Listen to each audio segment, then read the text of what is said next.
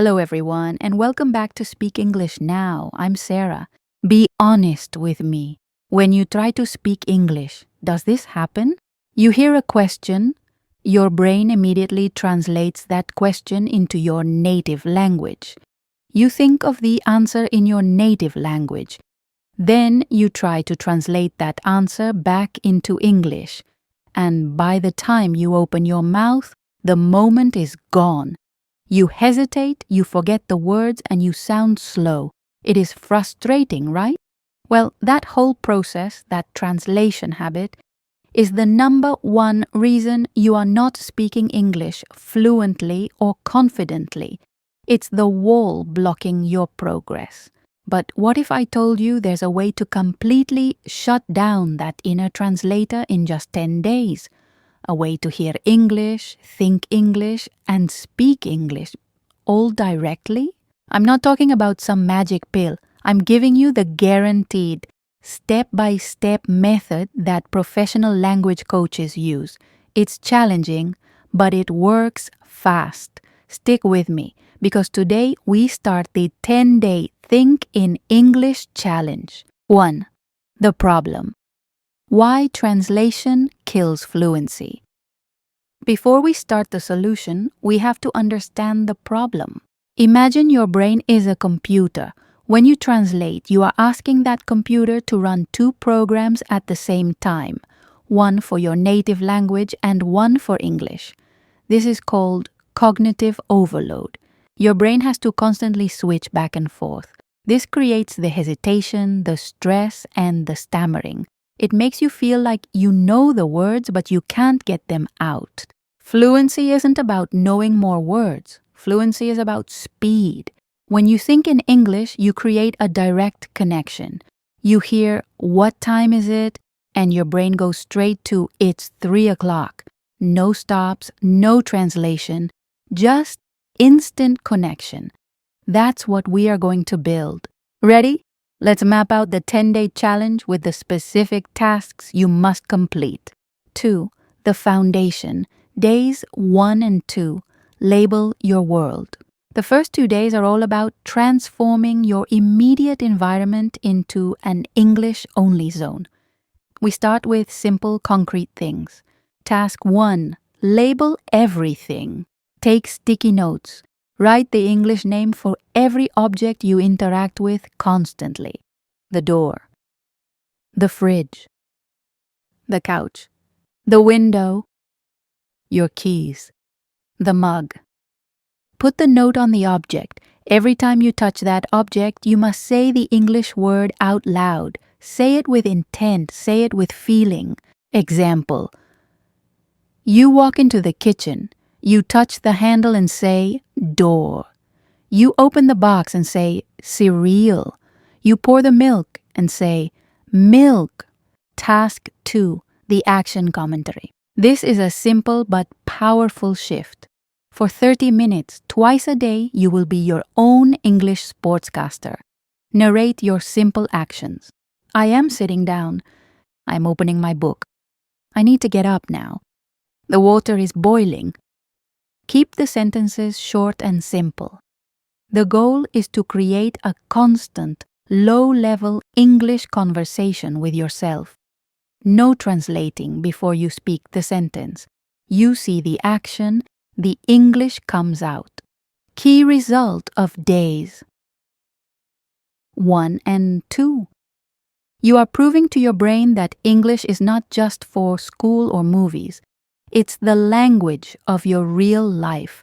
3. Building bridges. Days 3 and 4.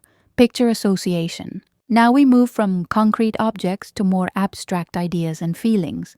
Task 3. Picture association, not word association. When you learn a new word like delighted, do not write delighted, your native word. Instead, find an image or a short video clip that represents delighted. A person jumping up and cheering, a child getting a new puppy. You are creating a visual bridge between the word and its meaning, completely bypassing your native language. Do this for 10-15 new words each day. Spend 5 minutes reviewing those images before you go to sleep. Task 4. The feelings report. Every day, you must stop 3 times and identify what you are feeling and why in English. I feel tired because I did not sleep well last night. I feel a little confused by this instruction. I feel hopeful about this new project. Use English to name your emotional state. This forces your brain to connect abstract feelings directly to English vocabulary. This is where the magic starts to happen. If you are excited to stop translating and finally start speaking naturally, hit that like button right now. It helps this video reach more learners just like you. 4. Challenging the system. Days 5 and 6. The blackout. Days 5 and 6 are the hardest. This is where we force the brain to stop relying on the easy way out. We call this the blackout. Task 5. Native language blackout hour. You must set aside 1 hour each day where you forbid yourself from speaking, reading, or listening to your native language. In this hour, only listen to an English podcast or simple music. Only read a simple English article or book. I.e., if you have to think about a problem, you must formulate the thoughts in English. If you cannot find the English word, use a description. Example. Instead of saying, I can't find the word for that silver tool, you must say, I can't find the metal thing I used to cut the paper. This forces you to use the English you already know and build circumlocution, talking around a word you don't know, which is a huge mark of fluency. Task 6. Dictionary switch. You must now switch your vocabulary checker from a bilingual dictionary, English to native language, to an English-English dictionary for simple definitions. If you look up the word massive, the dictionary should tell you very large or heavy.